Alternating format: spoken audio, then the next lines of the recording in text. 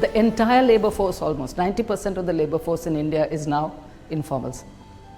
And if we don't organize now, it means that there is no social protection or any kind of protection, wage protection for workers. So WPC actually has a very ambitious objective, which is to rebuild the workers' movement. First time that workers organized in India was through strikes. Now we cannot imagine that that can happen now with informal workers. And this is not a battle which is only of short-term gains, which trade unions are also taking up. This has a long-term vision, and we are hoping that we will break some new ground and we'll contribute some new thinking. Not that we will lead it, that's not our objective. To facilitate something new which will come from the work that we are doing. We are preparing people, and finally it's people and it's workers who will, make change. The time when people noticed them, when was that? When they saw them walk after when the COVID lockdown was declared. For the first time the numbers came and it was a force which scared some people. It was scary also. Who was it scary for? The government, looking at, my God, these many people in the informal sector, they are not being paid properly, they don't have proper housing, they are forced to walk, they don't have medical benefit. We have to do something, otherwise these guys can really create a lot of trouble. And only if you create trouble, people are going to give you anything. So a little bit of trouble is not a bad thing. Go on strike, but we'll have to fight.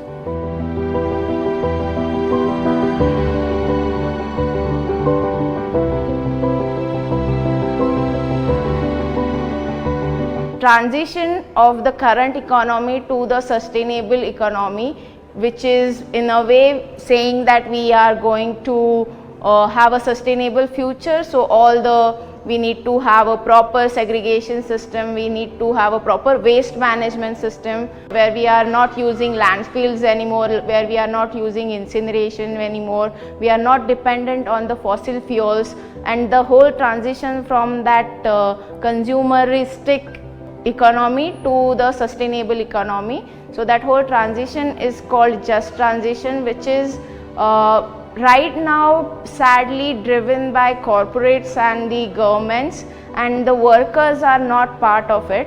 WPC has decided to workers also be part of this just transition, and not only part of it, but they are in the decision making process.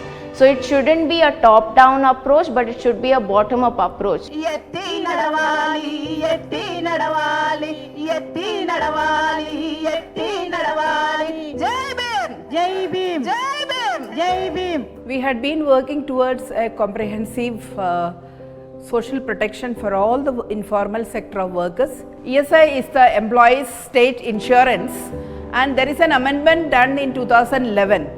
However, it is not only a health benefit, but also in its original form, which means insurance, accidental benefits, compensations, non-working days, pension, maternity, housing, education for children. So all these components include together.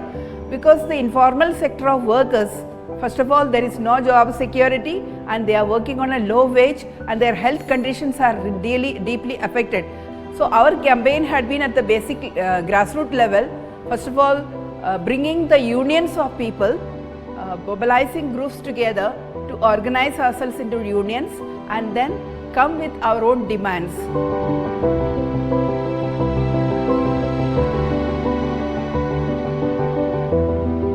The Indian workplace is possibly the most dangerous for workers compared to anywhere in the world.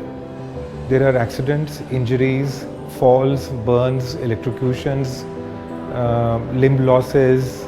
There are thousands of undocumented injuries and accidents that workers suffer, and we only get to hear of a small number. It is keeping that in mind, I think WPC has picked on worker safety as a prime agenda. We want to not only mobilize workers around the need for safer work conditions as their core right, but also educate employers and industry and business owners that this is not a favor to workers. It is in the interest of business, in the interest of their productivity and their own bottom lines that workers should be made to work in safe conditions. And our argument is that this should be made an absolutely fundamental right to safety. The worker must be able to exercise that. It should be the duty of the state to enforce it, but also the responsibility of industry.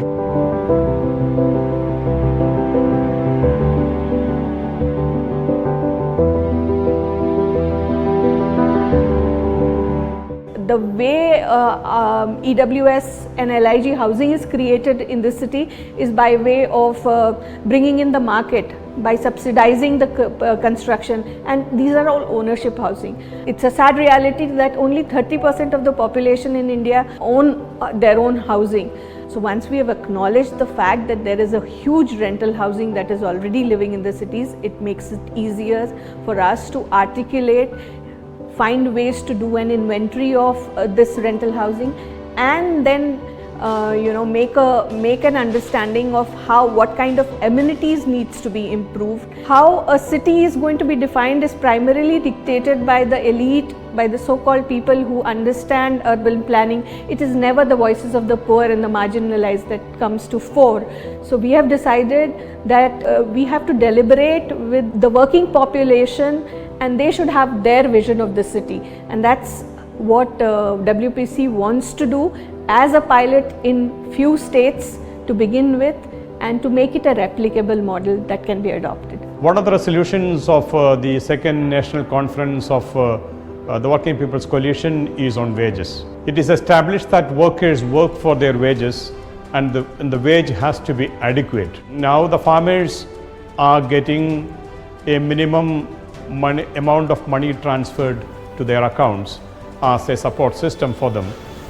The unorganized workers in the country that sustain the economy of this country also needs a similar money transfer to their accounts, and the Working People's Coalition is planning to organize a yatra of workers from South India, from Tamil Nadu to Delhi, covering all the states on its route, and also another yatra from Assam, from Guwahati to Delhi, again covering the states en route, to ensure that the government considers the needs of all workers really, but unorganized workers particularly.